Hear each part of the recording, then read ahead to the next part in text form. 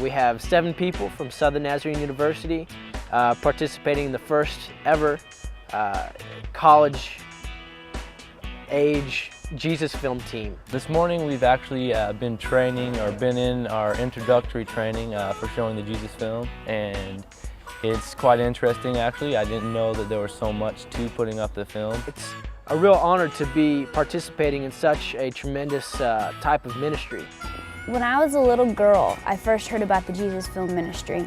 And when I was little, people would be like, "What do you want to do when you grow up?" And I said, "I want to work with the Jesus Film around Africa." Like, that was just my dream when I was little. And so I was sitting in chapel one day at school, and they told us about this ministry, and I was just like, you know? When I accepted Christ, I told him that I would go anywhere. And in the back of my head, I told him anywhere except Africa. And when I told my parents that I was coming to Africa this summer, they were really, really scared.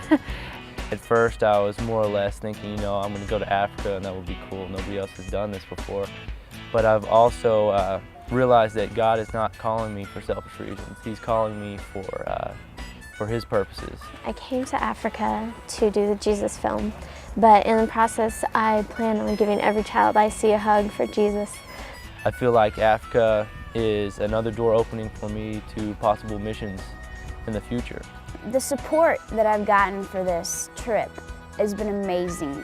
Church people that I wouldn't have even expected at all, have sent funds, have told me they're praying, and that's more than I have ever dreamed. And it just shows that everybody is in on this. You don't have to be at the mission field to be part of mission work.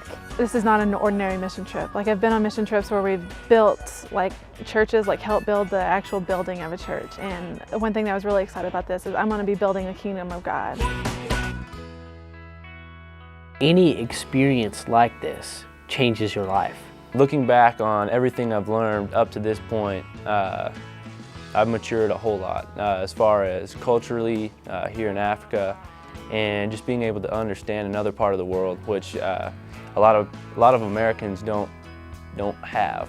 When you get in the bush and you see maybe 20 houses in 30 minutes and 1,000 people show up, it's something that you think these people might have walked for an hour or 2 hours, walked to get to where you are.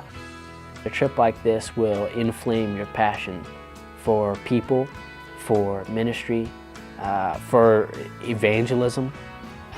There's no other encounter like this. There's no other event in the world, there's no other person in the world, there's nothing else in the world that has affected the world as much as Jesus has.